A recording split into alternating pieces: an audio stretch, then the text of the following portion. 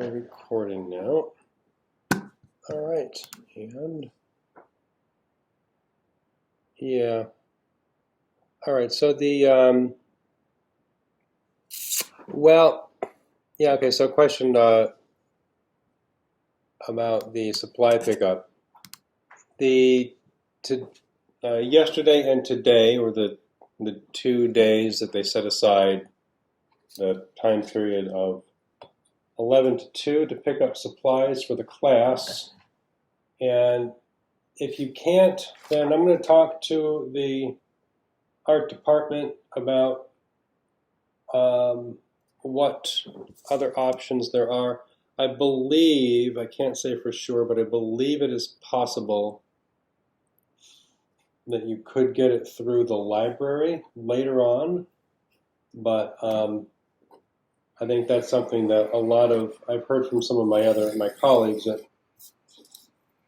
the limitations on that time period mean that a lot of people can't be there for it. So fortunately right now, if you can't pick up the presentation board, then I'm just going to have to skip the presentation board. And I'll show you when we have projects, instead of mounting the finished, finished piece to the presentation board, then we'll just do it the way we're going to do this one, which is just to create the images, and then I'll have you set them out on a, where is my, there, I can see my screen now. So like here I've got like a larger sheet of white paper. I'll figure out something that will work for us. The bigger challenge later would be that media paper that you're supposed to get, which you don't need until the 7th week of the semester. So you wouldn't need that media paper until March. And the presentation board, I think we can get around it. And the rest of the supplies are supplies that I put on the list for you guys to get. So hopefully it won't be that huge of an issue for us. I mean, I really didn't want to depend on the college for for much, because I know that the college is they're very strict about anyone going onto campus, and I understand why, because they don't want to be the place where people are getting the coronavirus, and so better safe than sorry.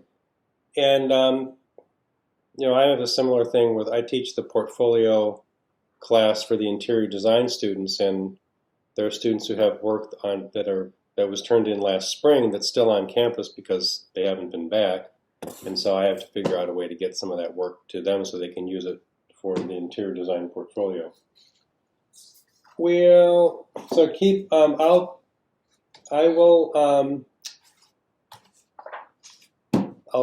ask around and see what answers I can get, and if I don't tell you in the next week or two what we're doing about that, then if I don't tell you in the next week, ask me again, and that will remind me to ask again myself if I don't get an answer, or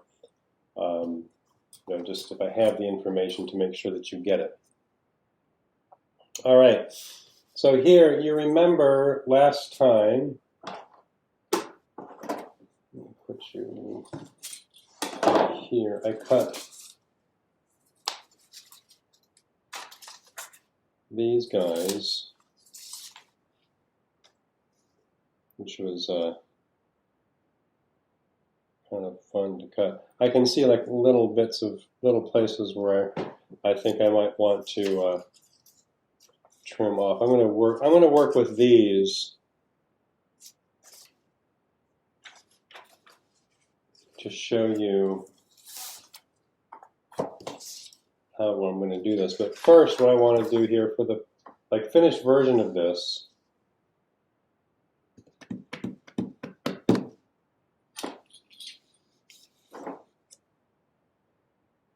is my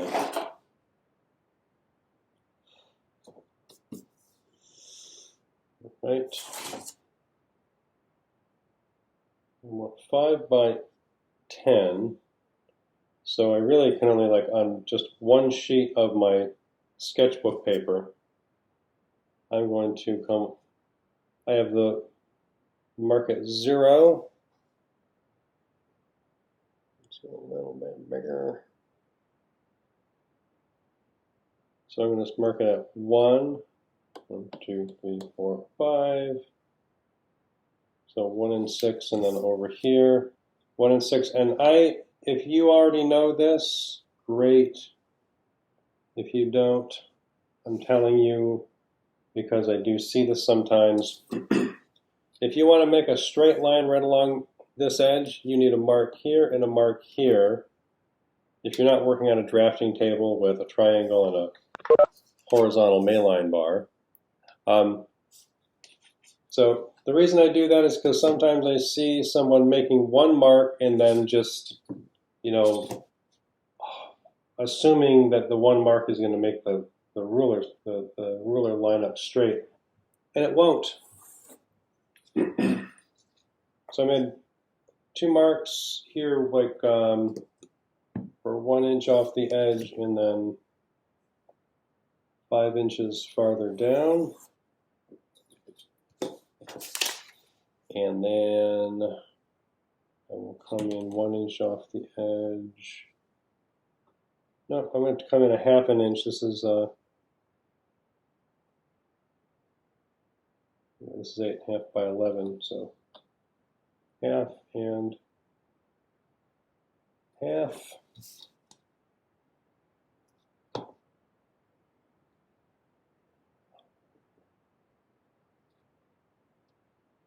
Half and half. And I'll double check to make sure that from here to here is 10, and it is. Good.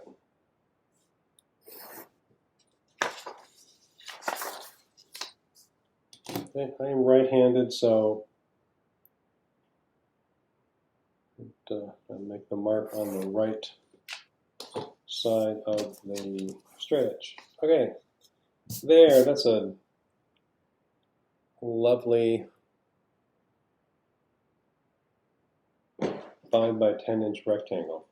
So like here, I just cut these things kind of randomly, not thinking about how it was going to fit into the 5 by 10. I'm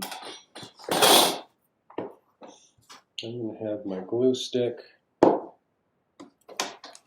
rubber cement. Those are your options. I'll use both just so that you see. But if you, of course, if you have only the if you have this one, use this one. If you get this one, use this one.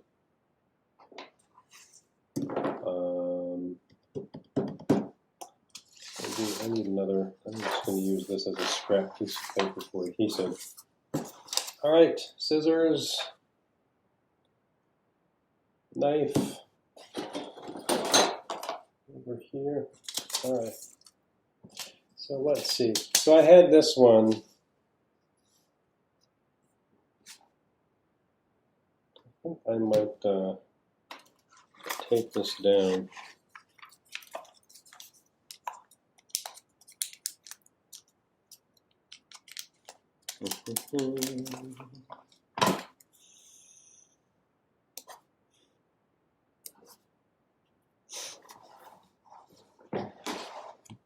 Trim up some of that.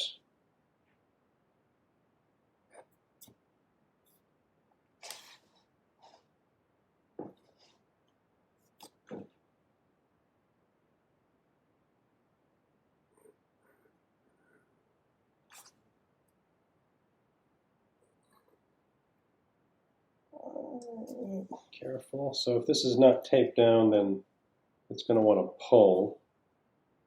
You have to either tape it down, or I think I'm just going to do that. I don't have to make the whole thing in one cut. I can stop, come back and recut it. Resist the urge to pull this because that could tear right there. Just go in and complete the cut.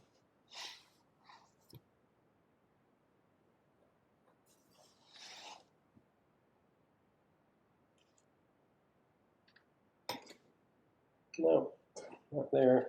It's better. Again, watch your, no, my paper's tearing. That means my blade's getting a little bit dull. So I should change that. Well, that's kind of cool. Well, I might use that, and I could even like slide this around and compose. Like I could trim that if I want to have that seem like it goes outside the frame, but I can also do this like that. There, and this is kind of arbitrary cutoff end. I don't need to do that, but I saw this flat end and I thought, well, what if I just like try to apply that to the edge of the composition? That's not bad. Kind of wormy, serpentine kind of a thing. I'm going to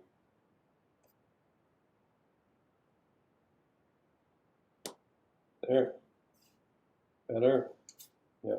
So with the knife, the point gets dull faster. If I flatten the knife more, like not so much on its point, but down like this, then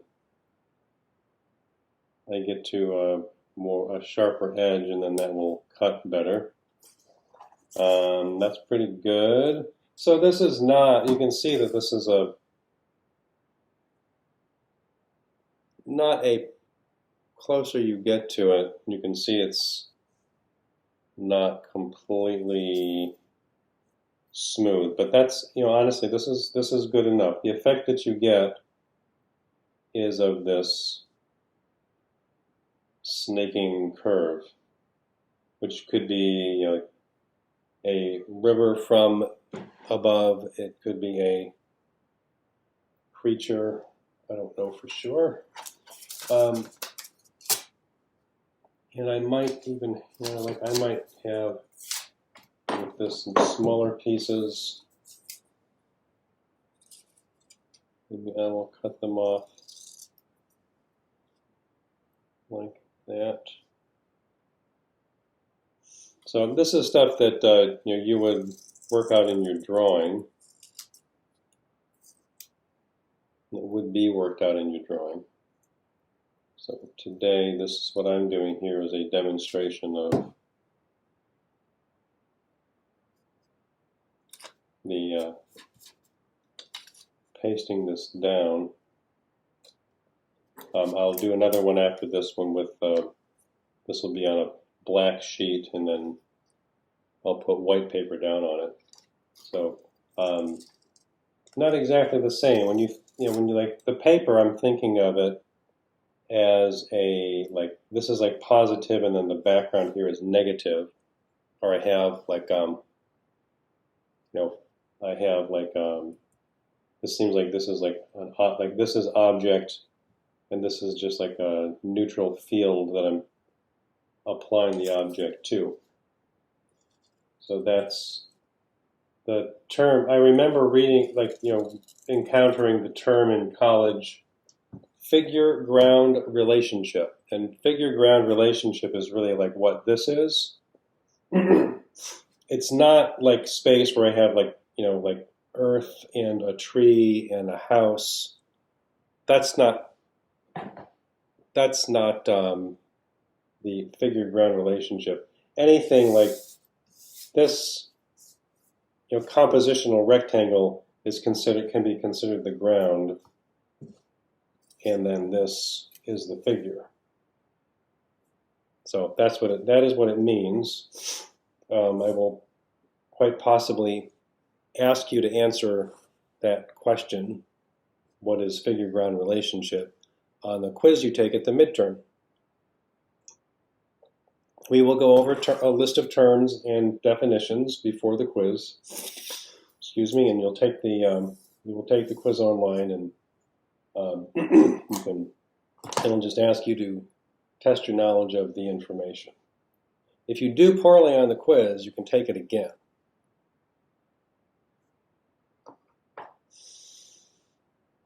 Okay, so now I wanted to have like a bigger piece like this, so you could see, like, I'm going to trim that out.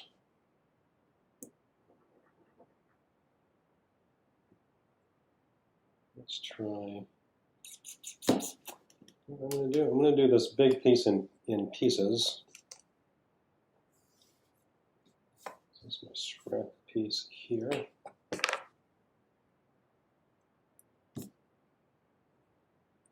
Oh, I can't see that now. There we go. So over here. So if I got a scrap piece, if I use a glue stick, do the same thing with the rubber cement. So like the extra glue just goes onto that scrap piece. I could do more of it, but I don't want to have, this is a long, kind of an awkward piece. It's going to take a little bit of, there. No, stop it. Just put it right back where it was. All right, I got a little bit of time for positioning.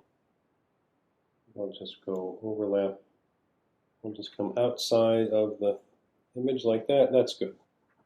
I'm going to trim that off later.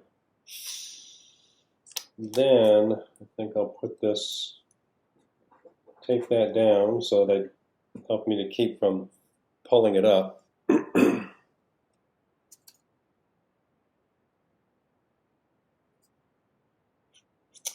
This is a little bit awkward. You know what? Change of plan. I think I'm just going to have to go for it here. So, tore that. So this is good because this is the kind of thing that happens in real life. You start working on this and it just starts to get a little out of control. So that one, I just trimmed this shorter because I can. I mean, this is, if I lose a little bit off of that edge, it's not going to significantly affect what I'm doing. So I'm going to maybe stop being quite so careful. And just run some glue down on here.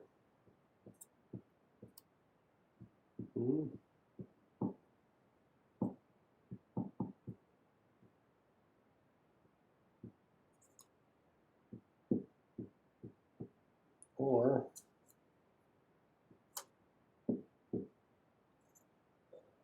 that's good. Oops. I want to make sure that it's got enough on it that it's not going to pull up. And then here I just have to be careful. Once I put it down, if I've got glue on the whole thing, it can be pretty tough to get to be able to pick it up and reposition it without ruining the entire piece. All right, so that's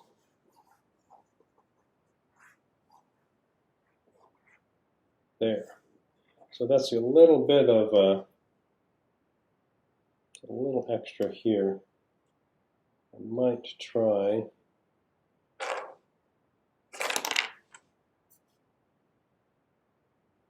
No, this is, if this blade is trashed, then I can maybe like shave a little off with the knife. And go under.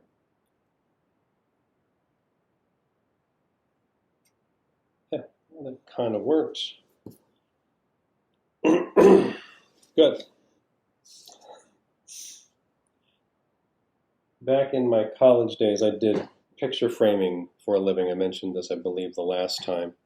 That was where I really learned to use fractions, because you have to measure everything down to usually as small as a 1/16 of an inch.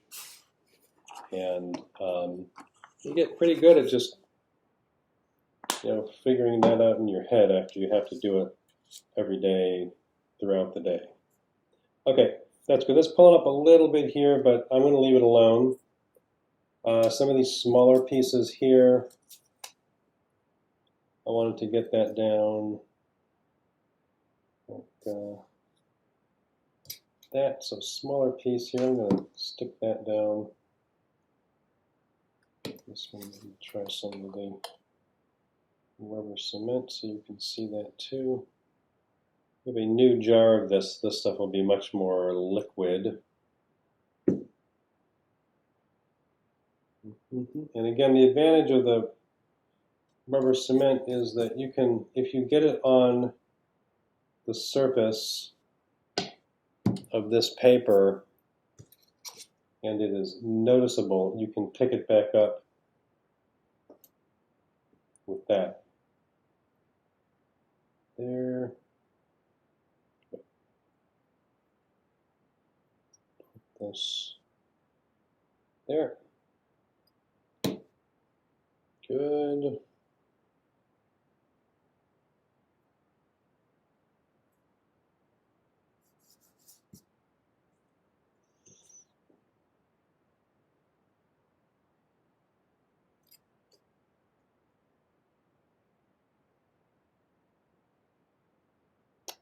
Yeah, look at that. See? There's some progression and repetition going on right there. I'm going to trim this a little smaller. Yeah.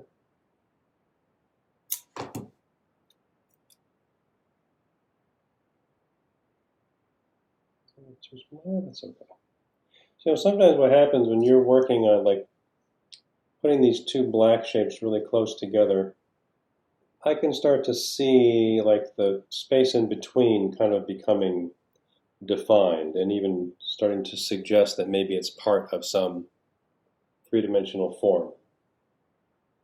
That, by the way, the difference, shape and form.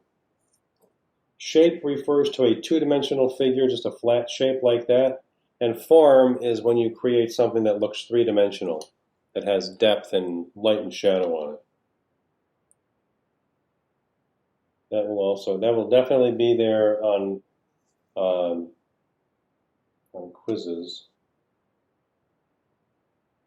because that's an important distinction. I remember I started college thinking there was like no difference, shape and form are the same thing, but they don't mean the same thing.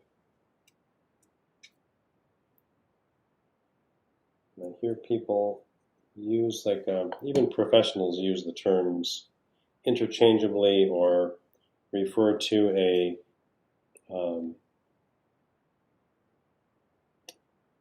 shape as being three-dimensional, and it's not. Okay. There we go. Get you out of there. Right, so this is something where when you're doing this with the paper, it's just slower, it takes time. Take it, slow down. If you're doing 3 of them and you've got until midnight on Tuesday, just don't expect to do them all.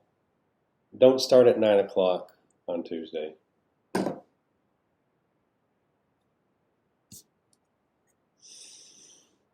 All right. I mean, maybe you'll get it done.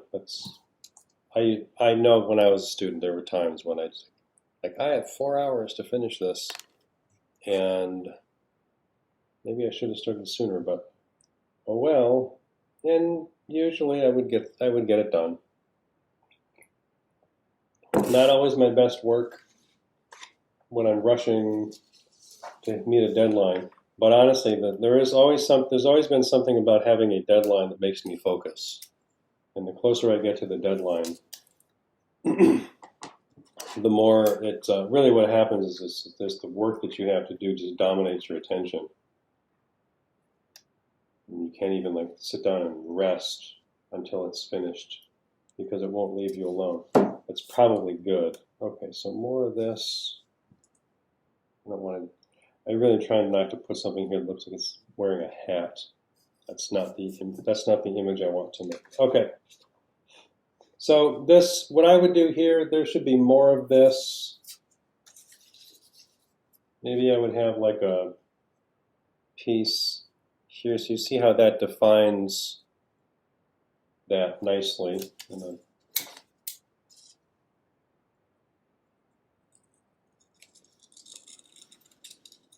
Well, I kind of goofed that. It's okay. I'm not really.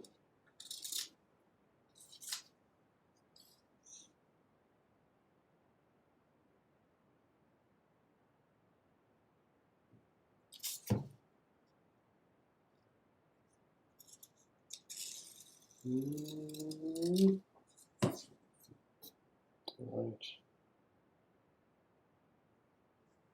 Good. Good. So now I've got this like, it's actually starting to suggest a little bit more to this image. And again, I would have, I would have drawn this out if you would have these things drawn out. If you do this kind of thing long enough, as I have, you can start to just compose some good images just by grabbing, taking the paper and starting to cut it. So let's say, for example, this is done. It's not, but in the future, it will be done.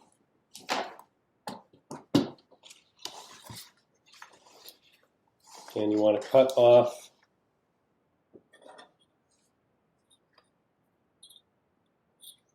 extra here. I'm just going to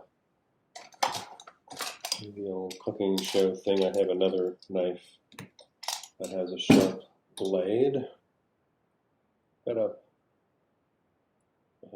a package of blades that's out of reach at the moment. Okay, so here, if I have this little bit that's sticking out of the edge like that, which you can do.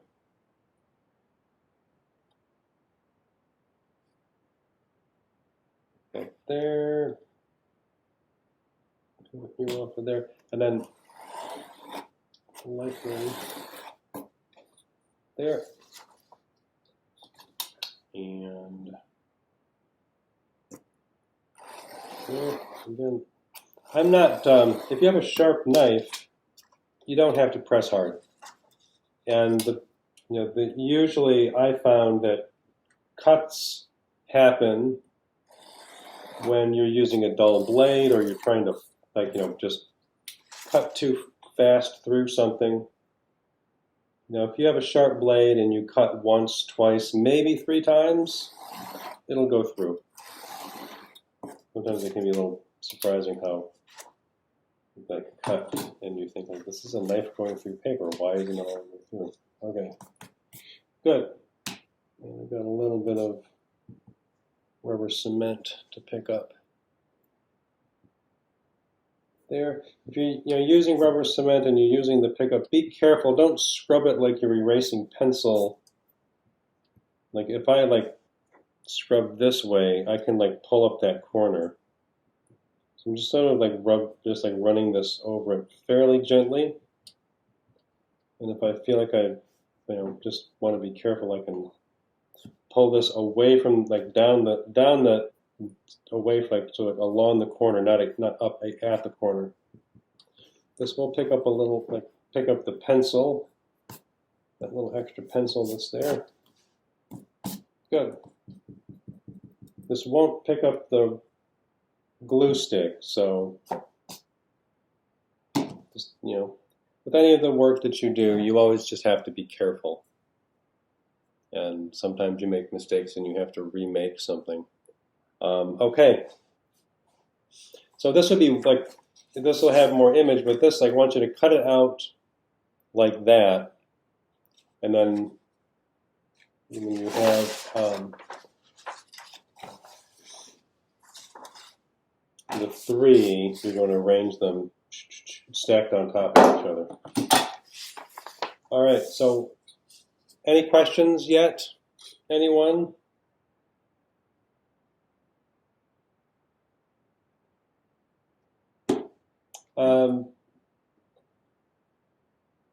So I know on Tuesday we looked at Claudia's set of drawings.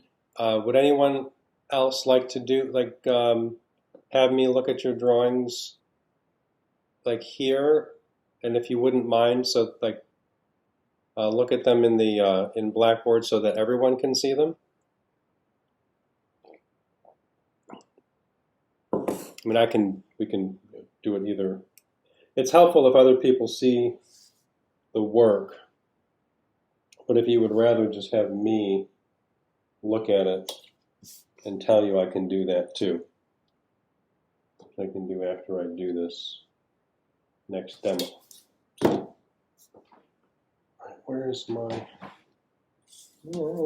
see, I'm doing 1, 11. I want to add 10, but I'm coming an inch off of it. Here I marked that at 10 because I neglected to account for the fact that I started at 1, not 0. Again, there's the 1 and 11, which makes 10.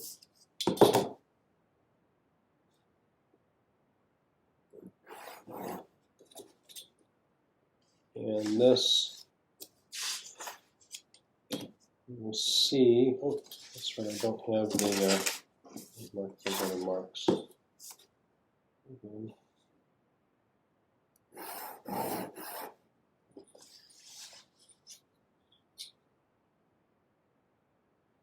Five.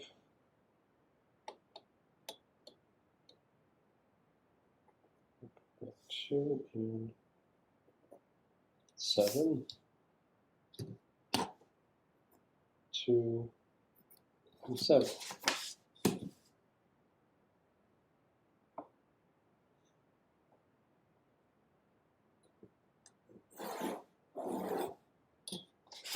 So you can see, I guess you can see a little bit of the reflectiveness of the graphite on the black paper, so not to worry there. Good.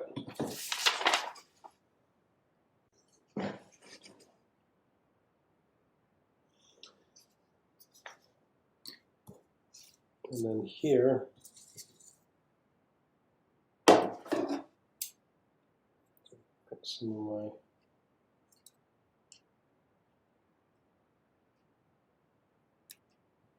this is cut here.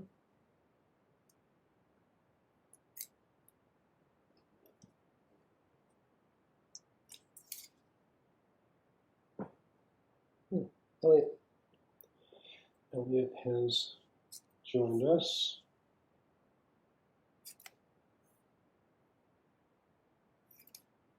Cut these. Got an idea for these pieces here.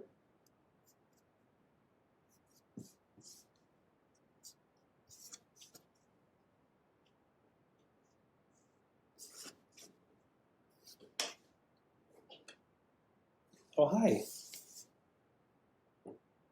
Well, baby, what you doing? You're kind of upstaging what I'm doing, Elliot. Here, no, you can't. One moment.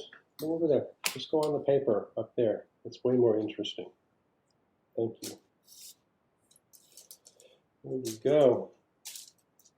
He likes to be close.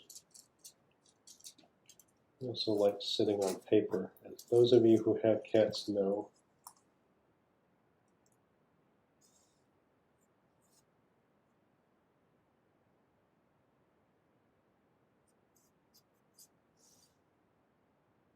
There we go.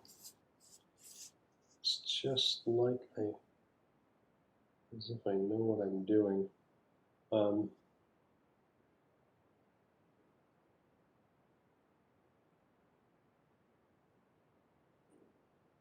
That's interesting. Good. Okay. Right. So one of the compositions is going to have the black background or the black field, and then you're going to have white figures on it.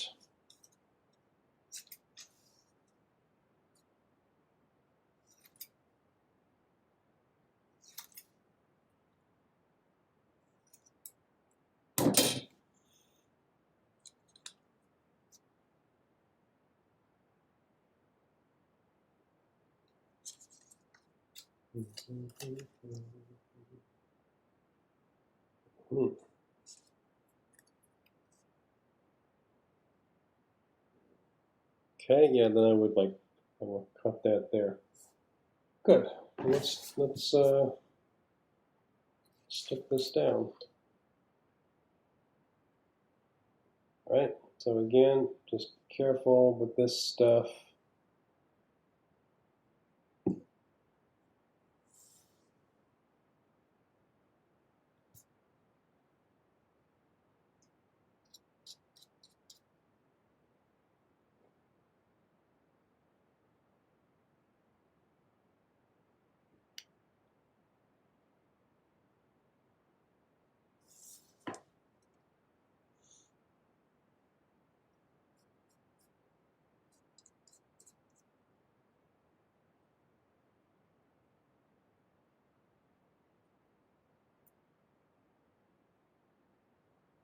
Oops. There. Okay. So this is a little like more simple and straightforward then.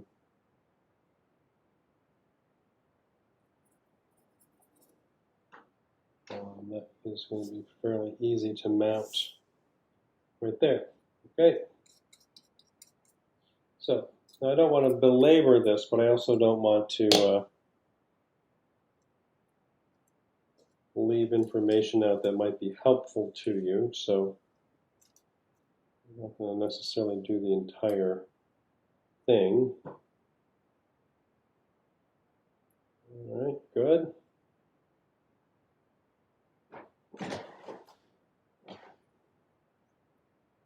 And then these I will mount according to what I did here. I think I might even have changed a little bit.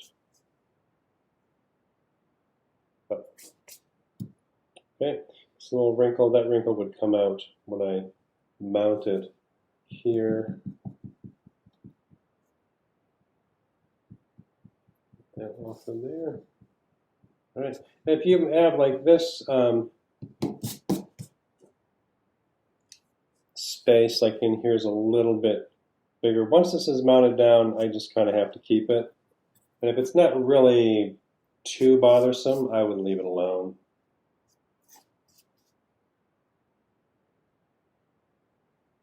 Okay, all right. Good. Does that process seem clear to you? Yes, no? Yes, thank you. You are welcome. Yes, thank you for that demonstration. Yes. Happy to do it. It's necessary. And so, you know, something that happens while you are, like when I'm working, it always happens when I'm working, and I believe I've mentioned this, but I'll mention it again. Your drawing helps you get to this point where you know what to cut and you know how you're arranging the composition of the cut pieces of paper. If you get some idea that where you think like, oh, that looks more interesting, like if I put it down in a different way, then you can do it. You know, the drawing, you know, drawings are sometimes, you know, meant to be exact if it's like a construction drawing for architecture or interior design. Although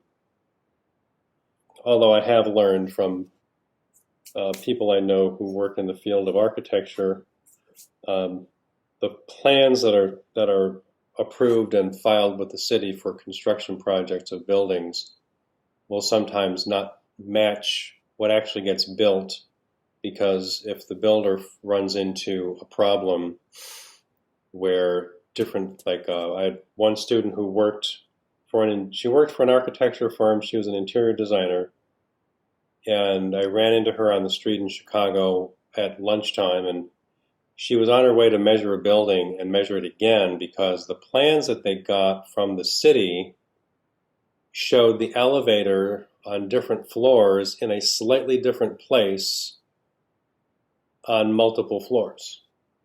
And they know that the elevator shaft is straight and not, you know, moved over by, you know, a few inches floor by floor. And what happened is that they had to go and measure to make sure. The builder got the plans, chose one, and just made it straight.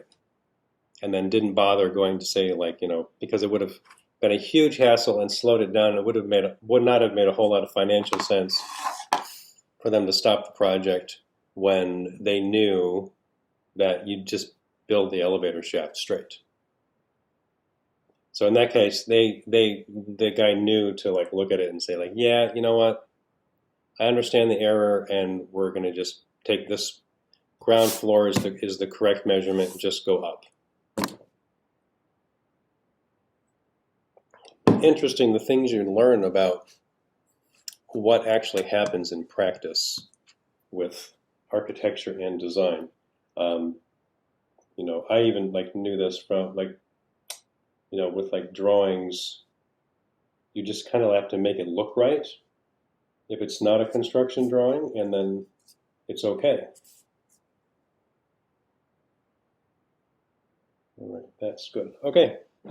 Does anyone want me to look at their drawings?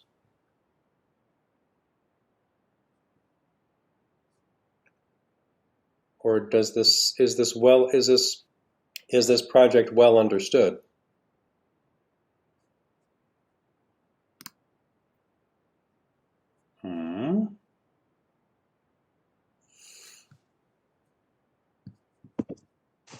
Yes, for me it is. Could you say that again, Claudia? I said yes, for me it's clear. Thank you. Thank you. I do have one question. Yeah. Is the blade knife included in the art set? I'm sorry if you've already addressed that question before. The supplies that you were meant to get from Harper College, from the art department, are only the presentation board and the media paper. Okay. Everything else that's on the list of supplies in Blackboard is your responsibility to get. Okay, thank you. Yeah.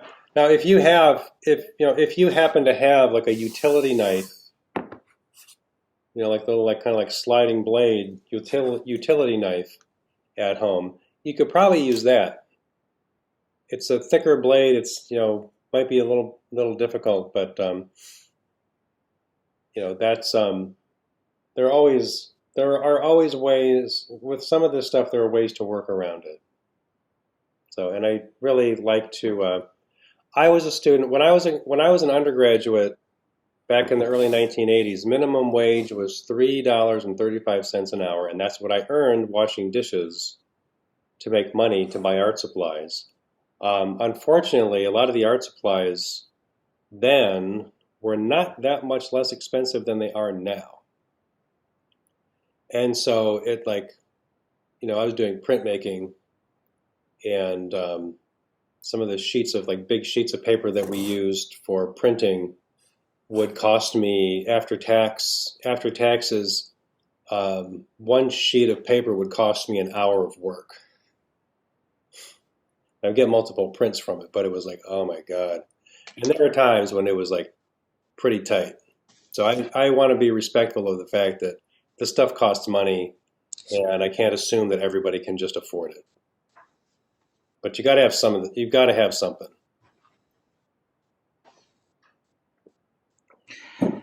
Duffy, would you mind looking at my samples if I hold them up? That would work too. Yes. Okay. So yeah, and we can do this if you want. For what Marian's going to show these. Just turn her camera on, and we can see.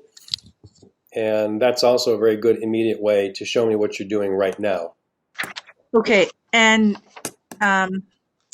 should I begin now, or would you like me to show you later? No, just let's see him right now. Okay. This time right now, the 8 to 10:40 is the normal class time slot, and so I wanted to keep it that way because if you got other classes too, I know a lot of the stuff online is, you do it whenever you want, which is fine. But this time now is, something that we lose when we do it. If you do something online and you don't actually go to a class, whether it is virtual or in person, you have a chance to have immediate feedback from me. and you can see me doing things in real time and then ask me questions. If you're watching a video, a recorded video, you can't ask me a question immediately. Okay, so let's see it. Okay, and one other thing, I hate to get personal, but I might have to jump out of this meeting in order to, Fine. I'm out of district to get to that art supply pickup today before I have to be somewhere else. If you go. If you need to go, then go. Okay, I don't. all right. Yeah, and if that's, I think that's true for anyone. You know, we're kind of like doing this as best we can, and you know, I really want to make sure that even though this class is online, you have a good experience and that you learn what you need to be learning. And I believe we can do that. But if you need to go, especially like today, go do it. Yeah, okay, well, let's hope it works out there. Yeah. Okay, here we go. I don't know, can you see anything? Oh, here we go. Oh, hopefully not me. Yep. All right. Perfect. Okay. So holding back a little bit, I'm going to change my layout so you are highlighted. Good. Okay. So back up a little, pull the, little farther away from the camera. Is this better? Little bit over, farther back. Good. That's good. Just like that. All right. So you're, that's sort of like the rectangular spiral. That's good. I would take that one just as it is. Okay. The zigzag, I think you might do a little bit more, like that big white zigzag looks good. You might try cutting, cutting some like notches into like the, where it's at the top and it's like a big black sawtooth. Yes. You could have some like white triangles cut off the top edge so that it looks more like it's like a black bolt. On the top of the not white sure bolt. you mean. Yeah. Okay, so Let me do it here. You know what? I'm gonna the black drawing up. I'm gonna do a little drawing here. Here we go. I'll try to close. The benefit of doing this live. Let me grab a pencil. Excuse me, little baby. Okay, so you've got. You know how you said to go remember nature or something? Oh, sure. I was trying to do this one with the thought of like shark's teeth. Yeah, or just teeth. Like have you ever seen those bear traps in the woods or something? Yes, classic. I watched Bugs Bunny. Classic bear trap. Okay. So, good. So, Marion, I just sketched out this. So let me, you have a look here with what I've got. Okay. Can you see? The band of the names of the blacks of the people. Oh, okay. Now it's coming to me. Yeah. So just. So it more. almost. So if you do more, like just more. I get it. I get it. It's like not just two things. That makes more sense. And I'm going to try to take a quick picture of that. Sure. Not that I'm having you do my work for me, but. Oh no, that's okay. I did do this for your benefit. Okay. Well, thank you. I'll take it. Oh, I see. Okay. Your the Greek phone case. The what? Your Greek design phone case. Oh, you know what? It's funny you said that. Are you familiar, or I don't know if any of our other students are, does Jonathan Adler mean anything to the group? Because he's a designer. Here's my phone case, everyone, if you didn't get a good look. Yeah. Oh, are you getting a good look at it? That looks good.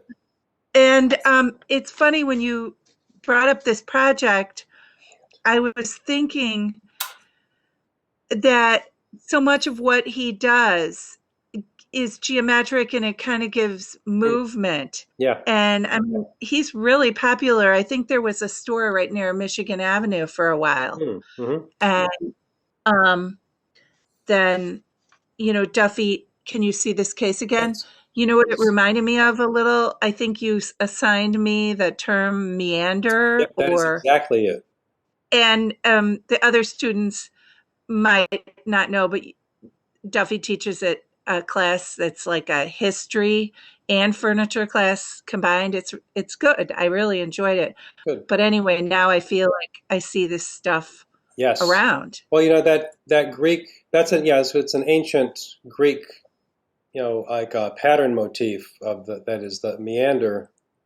And once you see it everywhere because it's used in architecture all over Chicago, especially Right, and being built also before World War II.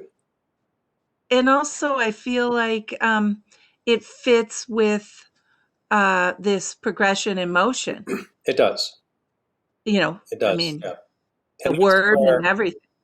Which is good because the assignment is meant to make you aware of that, and then you see it. You see that it's out. That it is just like it's applied, really, kind of all over the place. Now, so these drawings. The one with that, like this transition where the squares get smaller, that's good. That one's just like that. Are you talking about? Yeah. Yep, that one. Okay. That's okay. I like that's very effective. The one on the top, I think I might change with the one on the top. Hold it farther back. Good. That's great. Just like that. I think I'm so self-conscious that I don't want my face in the picture that I'm. Well, okay. I think that we all have to. I've had to get comfortable with the whole like whatever you see what you see. I look the way I look. I can't. Right. It's too late to change it. Well, and this class. And for me, a little early in the morning to get everything. I make myself look as good as I can.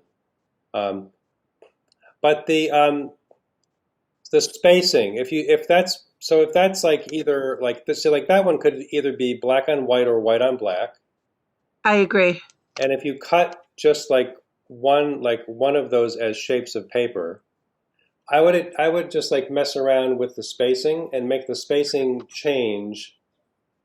More, just like the maybe spacing more changes each time you put one of those pieces down. Okay. The space between them either gets a little bit bigger or a little bit smaller, so that'll emphasize the transition that goes in the direction of the points of those triangles. Okay, thank you. And then this one might look like I was lazy and boring, but I kind of liked the simplicity of it. Further. Yeah, I think that's good. I think I would just make them like broader strips of paper. Yes, we're into fishing. Yeah. And I didn't think of a fish hook as being that thick, but I agree with you. It would be more interesting, and I guess I'd just go with the theme. You could put like with like the treble hook, like the treble hook that has, or the hook. It's got like the like a thorn on it. Barb. The barb on it. The barb. The barb, yes. Or whatever. I fished a lot when I was growing up, but I think that's a good idea. I like that crossing of the curves is really like that creates it's really impossible not to look there. So what you've done is that creates a focal point because that's where the most is happening. So I like thank you. Just make them a little thicker so that you can cut it out of paper. And right. That's good. I have to say I'm a little stressed about getting the radius of the curve, but if it doesn't have to be perfect. No, it does. Just put, as long as you get the crossing like hooked curve in some way, it's going to work. Okay. Yeah. And would you do this one black on white? Yes. That would be really tough to cut out of white shapes. Okay. And then I mean, you could do it, but it would just be okay. It would be more involved than it needs to be. Okay, great. You're giving me time. And then if I'm not taking time from someone else. No, that's okay. This is good work. If I'm not taking time from someone else, Okay, then this, I think you can guess what it is, but I'll tell A you little farther if back. anyone wants to know. Pardon me? A little farther back. Closer to you. Oh, I thought you said a bat, and Good. I was going to Just say no. perfect. Right there. Think a big wave in Hawaii. Oh yeah. Yeah. I was originally going to do it black on white, and then I thought, well, maybe White on we black reverse it. I don't. because I see those kind of hook waves as being like the shape of the paper. So That's I'm what that's what sorry, kind I of don't goes understand. back and forth between like what's positive, what's negative. So would you do black on white or white on black? You could do it either way, really. I think the white on black makes sense that it would be like you can see like those white shapes more as like the positive, like as like the object. Sorry, it was supposed to be like this. Sorry. And it works both ways. Yeah, I think Okay. I think you could do either one, but if it's black on white, then the black is just one great big piece of paper. And if it's white on black, then the white pieces are all a bunch of different pieces of paper. I don't think that effectively it would read any differently. Okay. So up to you. All right. Okay. And then this is the last one. Yep. All right. That's all right. It's not as strong as the others. Okay. So All right. I Enough. would leave that one. I would not worry about that one, but that's some of them are better than others. All right. Thank you very much. You are welcome. That is good work. Thank you. Yeah, I'm trying to get rid of my camera. That's okay. We can't see you anymore. Okay. That's all right. I understand. There are times when I just think like, oh, I don't want to be like I have to like my living room. I mean, I use my fortunately for me, my home is kind of set up to do like my living room is I've got a big table in my living room that's made out of sawhorses and a door. And so that's where I work. I work in my living room. Mostly, like if I'm doing my own work, it's painting or printmaking sometimes. Mostly painting and drawing. Printmaking gets a little, printing a woodcut gets a little messy to clean up. So I don't do it very often. But it's like I've got to make sure that my living room behind me is not like, trashed or cluttered up. Pick up the kitty toys and vacuum. And there are times I think like, oh my God, I don't want to have to clean before I teach my class. But that's the way it goes. This is how we're doing it. So I'm a realist and a stoic. Yeah, but Duffy, you're an artist. So if I were you, I'd figure that lets you off the hook. No, it doesn't. Artists, I would not. Just because you're an artist doesn't mean that you get to or have to be a slob. Good to know. Yes, that is the. I also grew up in a household that was very chaotic and messy, and we cleaned all the time. But I have a lot of older siblings, and it was just like an hour after you do the dishes, like the sink is full. They're like, oh my God. So I like to, I can live with clutter, but I prefer not to have it there because at some point, if it builds up at all, it just starts to bother my mind.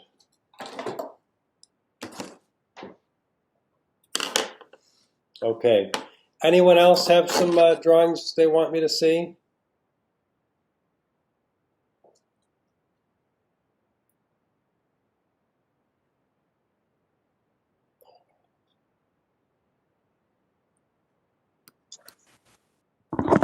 I just have a simple, real quick question. Yes.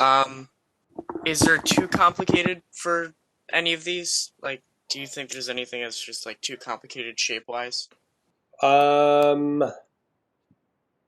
I can't see you yet. Sorry, I'm not showing. I'm just asking, like, do you Oh. think it's a bad idea to go too complicated with No. shapes, or? No, I would say make them the most. I would, yeah, I would encourage you to make it as detailed as you're able to. Okay. So, yeah, that's a good question. If you know, this is. I know that in a class like this, there are, there will be a variety of skill levels coming in. Some of you may not have done any art, any creative work, any artwork, and maybe some of you have been doing this kind of thing already. I drew all the time as a kid, but I'd never done stuff like this. And so my first semester of college, when I took basic design, I had some things to learn about, how to do all this kind of stuff. And at first, the beginning of the semester was, I was like, I got some, honestly, some pretty poor results. And then I just had to like sit down and like, make myself do some of my projects more and spend more time on it. And then I slowly started to learn how to handle, like, the knife, the scissors, the glue. So I think it was when we did. So yeah, so Brody, that's the more if you can do it more complicated way, go for it. Got it. Thank you. Yep. Yeah, I wish I had this. If we had cell phones back then, I would have taken a picture of it. We had this color assignment in our basic design course to make reproduce a painting. Our professor gave us all a small color image of a Van Gogh self-portrait, and we had to go out. This was in the autumn.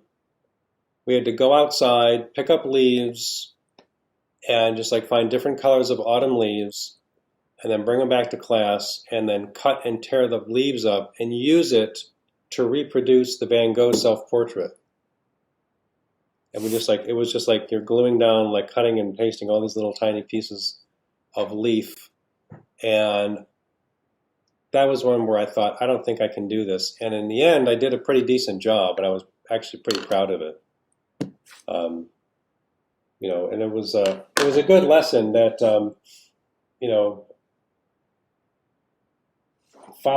she gave us, just told us, like, just like try to match the colors. Like I had all my leaves as separate little piles of different colors, and then it was just like it was kind of like I was painting, and it worked really well. I was surprised. It was actually a kind of a straightforward process. So it actually helped me to understand the way Van Gogh worked, where it's just like layers of brushstrokes. Okay. Now let me see. Here, I think I want to work on this guy some more.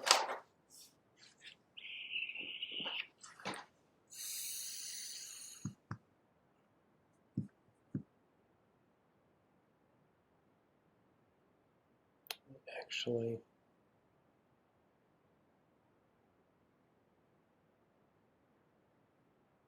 okay. I'm going to take a break for